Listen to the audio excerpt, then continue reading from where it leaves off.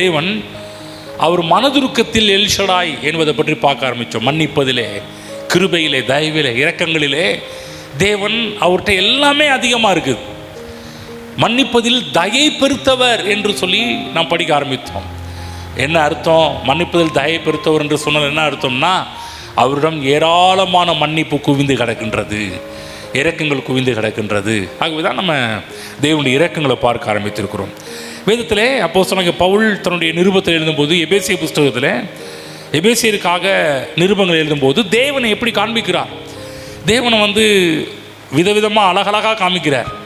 ரோமர் புஸ்தகத்திலே அவரை தொழுது கொள்கிற யாவருக்கும் ஐஸ்வர்ய சம்பன்னர் என்று சொல்லி தேவனை குறித்து வெளிப்படுத்தி காண்பிக்கிறார். எபேசியர் புஸ்தகம் வரும்போது 2ஆம் அதிகாரம் 4ஆம் வசனம், தேவனோ இரக்கத்தில் ஐஸ்வர்யமுள்ளவராய் நம்மில் அன்பு கூர்ந்து தம்முடைய மிகுந்த அன்பினாலே, பார்த்தீங்களா தேவனை எப்படி காண்பிக்கிறார் என்று சொல்லி.